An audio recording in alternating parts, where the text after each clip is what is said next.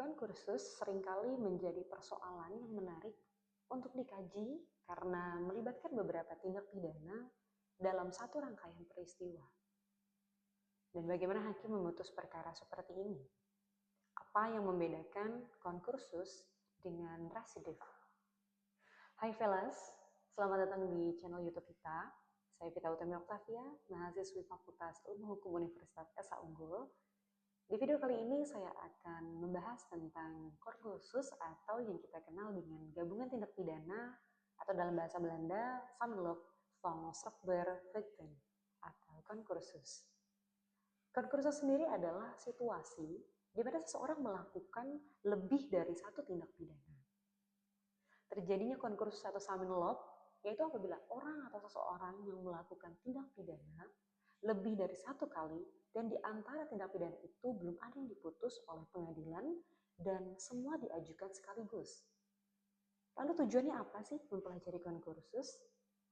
Tujuannya yaitu untuk menentukan beberapa hukuman bagi seseorang atau beberapa orang yang telah melakukan tindak pidana lebih dari satu kali. Dan bagaimana jenis-jenis konkursus sendiri? Ada 3 jenis konkursus. Yang pertama ada konkursus idealis, adalah suatu perbuatan yang masuk ke dalam lebih dari satu aturan pidana, tetapi dilakukan dengan satu maksud, yang diatur dalam pasal 63 KUHP. Dengan contoh, A hendak menembak B yang berada di balik kaca jendela. Ketika A menembak B, maka kaca jendela pecah. Perbuatan A selain melukai B, juga menyebabkan pecahnya kaca jendela atau tindak pidana perusakan. Menurut pasal 63 ayat 1 digunakan sistem absorpsi, yaitu hanya dikenakan satu pidana pokok yang terberat. Lalu yang kedua, perbuatan berlanjut. Di dalam memori van Toelichting, kriteria perbuatan berlanjut adalah harus ada suatu keputusan kehendak jahat, lalu masing-masing perbuatan harus sejenis, dan tenggang waktu antar perbuatan tidak terlalu lama, di mana diatur dalam pasal 64 KUHP.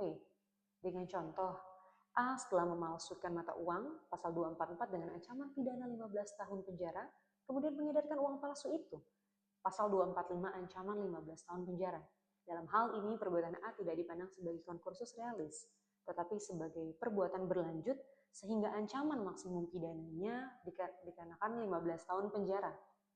Lalu, yang selanjutnya ada konkursus realis, perbarengan perbuatan yang dilakukan oleh seseorang di mana masing-masing perbuatannya merupakan tindak pidana, yang dimana diatur dalam pasal 65 sampai 71 KUHP.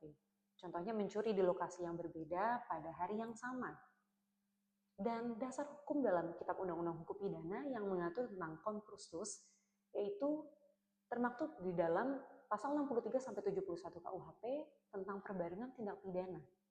Dan prinsip-prinsip utamanya, yang pertama ada nebis in idem, tidak boleh dihukum 2 kali untuk tindak pidana yang sama. Lalu yang kedua, res specialis derogat lei generalis, aturan khusus mengesampingkan aturan umum.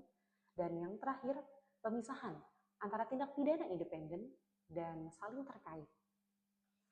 Dan bagaimana prinsip penghukuman dalam konkursus? Yang pertama ada konkursus realis, hukuman dijatuhkan secara kumulatif untuk setiap tindak pidana. Lalu yang kedua ada konkursus realis, hukuman dijatuhkan secara kumulatif untuk setiap tindak pidana. Dan yang ketiga tindak pidana berlanjut, dianggap sebagai satu tindak pidana dengan satu hukuman. Persamaan dan perbedaan konkursus dengan residif. Persamaannya ialah sama-sama melakukan tindak pidana lebih dari satu kali. Dan perbedaannya ialah pada konkursus, di antara beberapa tindak pidana itu belum ada yang diputus oleh pengadilan dan kemudian diajukan sekaligus ke pengadilan. Dan pada residif, di antara beberapa tindak pidana itu sudah ada yang diputus oleh pengadilan dan putusannya sudah mempunyai hukum yang tetap. Menurut pendapat beberapa para sarjana, konkursus adalah hal yang meringankan terdakwa atau tersangka. Sedangkan residif adalah hal yang memberatkan terdakwa atau tersangka. Dan bagaimana sistem pemidanaan? Di dalam Kitab Undang-Undang Hukum Pidana atau KUHP mengenal 4 sistem atau stelsel pemidanaan. Yaitu diantaranya yang pertama ada sistem absorpsi, Apabila seseorang melakukan beberapa perbuatan yang merupakan beberapa delik yang masing-masing diancam dengan pidana yang berbeda, maka menurut sistem ini hanya dijatuhkan satu pidana saja, yaitu pidana yang terberat, walaupun orang tersebut melakukan beberapa delik. Yang kedua, sistem kumulasi.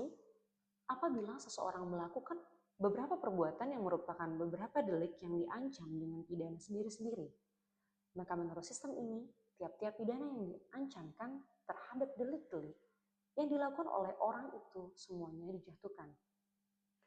Yang selanjutnya yang ketiga, ada sistem absorpsi diperberat. Apabila seseorang melakukan beberapa perbuatan yang merupakan beberapa jenis delik yang masing-masing diancam dengan pidana sendiri-sendiri. Menurut Stelsel ini, pada hakikatnya hanya dapat dijatuhkan satu pidana saja, yakni yang terberat. Akan tetapi dalam hal ini diperberat dengan menambah 1/3. Dan yang terakhir, yang keempat, sistem kumulasi terbatas. Apabila seseorang melakukan beberapa jenis perbuatan yang menimbulkan beberapa jenis delik yang masing-masing diancam dengan pidana sendiri-sendiri, maka menurut Stelsel ini, semua pidana yang diancamkan terhadap masing-masing delik dijatuhkan semuanya. Akan tetapi, jumlah pidana itu harus dibatasi, yaitu jumlahnya tidak boleh melebihi dari pidana terberat ditambah 1/3. Sekian pemaparan yang dapat saya sampaikan di video kali ini. Semoga teman-teman semua dapat memahami konkursus secara lebih mendalam. Terima kasih, dan jangan lupa untuk subscribe channel YouTube ini. See you!